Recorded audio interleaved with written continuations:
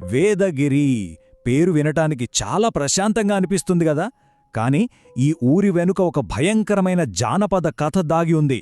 ఈరోజు మన విశ్లేషణలో ఒకవైపు ఆధునిక అపనమ్మకాలు, మరోవైపు ప్రాచీన శాపాలు, ఈ రెండింటి మధ్య ఉన్న అసలు రహస్యాన్ని విడమరిచి తెలుసుకుందాం. ఇది కేవలం ఒక పాత కథ మాత్రమే కాదు సుమా, మనిషి అహంకారం ఎంతటి వినాశనానికి దారితీస్తుందో చెప్పే ఒక సజీవ సాక్ష్యం. సో ఇక ఏమాత్రం లేట్ చేయకుండా ఈ మిస్టరీలోకి డైవ్ చేద్దాం. అర్ధరాత్రి దాటిన తరువాత గాలిలో ఒక విచిత్రమైన నిశ్శబ్దం. పాత దేవాలయాలు, పెద్ద పెద్ద చెట్లు, చీకటి పడగానే మాయమైపోయే వీధులు, ఇదే వేదగిరి గ్రామం స్పెషాలిటీ. కాని అక్కడ అడుగు పెడితే ఎవరైనా సరే చెప్పే ఒకే ఒక్క మాట, బాబూ, రాత్రిపూట రావిచెట్టు దరిదాపుల్లో కూడా వెళ్లొద్దు అని.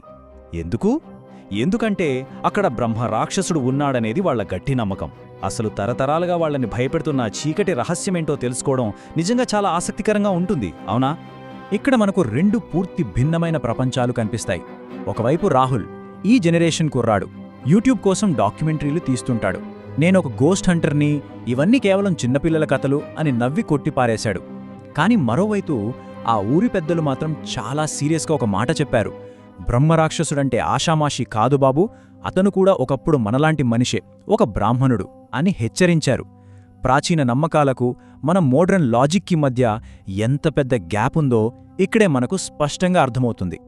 మరి ఆ గ్రామస్తులు అంతలా భయపడ్డానికి కారణమేంటి? ఆ శాపం ఎక్కడ మొదలైంది? ఇప్పుడు చూద్దాం. చాలా ఏళ్ల క్రితం ఇదే వేదగిరిలో సోమశర్మ అనే ఒక గొప్ప వేద పండితుడుండేవాడు. ఆయనకు అపారమైన జ్ఞానం, ఎన్నో శక్తులు ఉండేవి. కాని ఎంతటి జ్ఞాని అయినా ఆయనలో ఒక భయంకరమైన మైనస్ పాయింట్ ఉండేది. అదేంటంటే అహంకారం. నాకు అన్నీ తెలుసు, దేవుడికంటే నేనే గొప్ప అనే ఓవర్ కాన్ఫిడెన్స్. తన గురువు ఎన్నిసార్లు వార్నింగ్ ఇచ్చినా వినకుండా దేవతల శక్తులను తనే సొంతం చేసుకోవాలని ఒక నిషిద్ధ మంత్రాన్ని జపించాలని డిసైడ్ అయ్యాడు.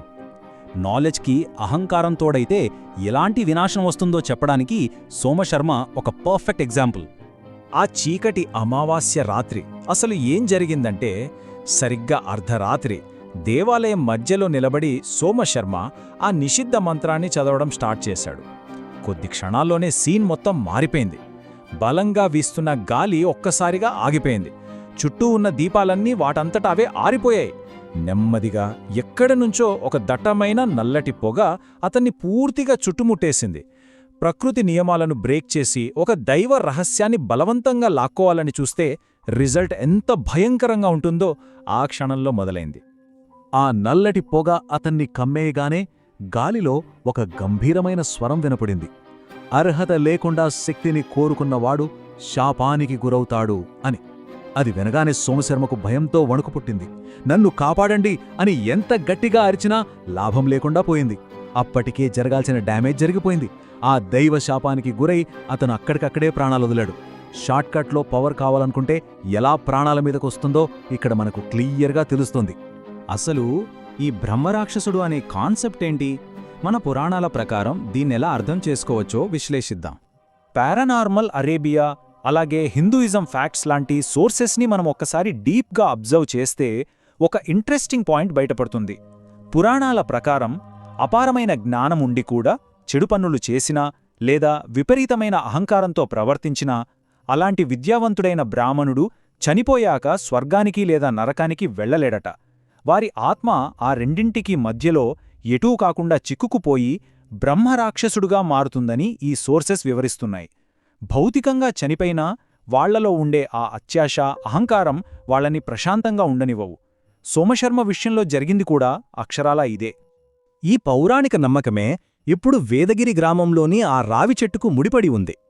సోమశర్మ ఎక్కడైతే చనిపోయాడో ఆ గుడి పక్కనే ఉన్న రావి చెట్టు అప్పట్నుండి ఒక శాపగ్రస్త ప్రదేశంగా మారిపోయింది. రాత్రి 12 దాటాక ఎవరైనా పొరపాటునటువైపు వెళితే ఆ ఆత్మ వెంటనే మేలుకొంటుందని, నా మంత్రం తిరిగివ్వు అని అరుస్తూ ఒక భయంకరమైన స్వరం వినిపిస్తుందని ఊరి జనం గట్టిగా నమ్ముతారు.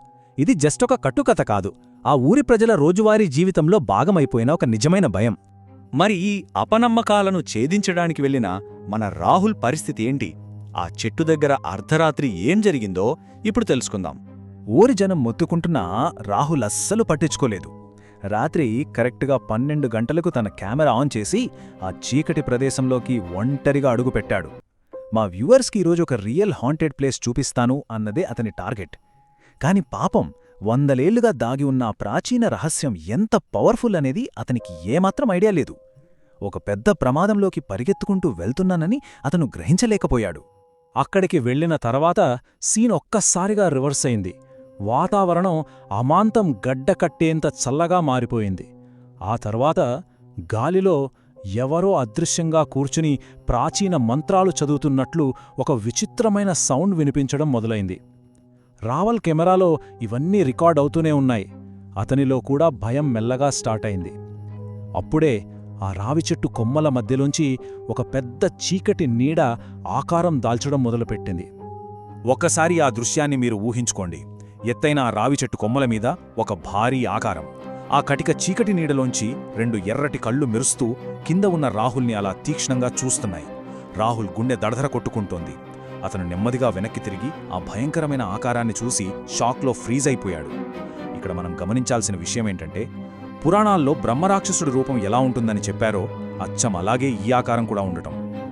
ఆ భయంకరమైన నిశ్శబ్దాన్ని బ్రేక్ చేస్తూ ఆ ఎర్రటి కళ్ళ ఆకారం నుండి ఒక గంభీరమైన స్వరం బయటకొచ్చింది. నన్ను ఎందుకు మేల్కొలిపావు? జస్ట్ ఆ మాట వినగానే రాహుల్కి మైండ్ బ్లాంక్ అయిపోయి ఉంటుంది కదా. సైన్స్ని, టెక్నాలజీని మాత్రమే నమ్మే ఒక మోడ్రన్ కుర్రాడికి ఊహించని ఒక ప్రాచీన అతీంద్రియ శక్తికి మధ్య జరిగిన ఈ ఫేస్ ఆఫ్ నిజంగా గూస్బంప్స్ తెప్పించే ఘట్టం. సరిగ్గా ఈ ఉత్కంఠభరితమైన మలుపు దగ్గరే మనం ఆగుతున్నాం. మరి ఆ రాత్రి రాహుల్కి ఏమై ఉంటుంది? ఆ శాపగ్రస్త ఆత్మ అతన్ని వదిలేసిందా, లేక అతనికి ఒక భయంకరమైన ముగింపు ఎదురైందా? అసలు ఆ బ్రహ్మరాక్షసుడి నిజరూపమేంటి? ఈ ప్రశ్నలు కేవలం ఒక మిస్టరీలాగా మాత్రమే కాదు, మనిషి అహంకారానికి, దైవశక్తికి మధ్య ఉన్న లైన్ని మనం క్రాస్ చేస్తే ఏం జరుగుతుందనే దానిపై ఎన్నో ఆలోచనలు రేకెత్తిస్తాయి. ఈ విశ్లేషణ ద్వారా ఈ అద్భుతమైన జానపద కథ వెనుక ఉన్న ఆంతర్యాన్ని మీరు తెలుసుకున్నారని ఆశిస్తున్నాను. ఇలాంటి మరెన్నో ఇంట్రెస్టింగ్ కథలతో, విశ్లేషణలతో మళ్ళీ కలుద్దాం.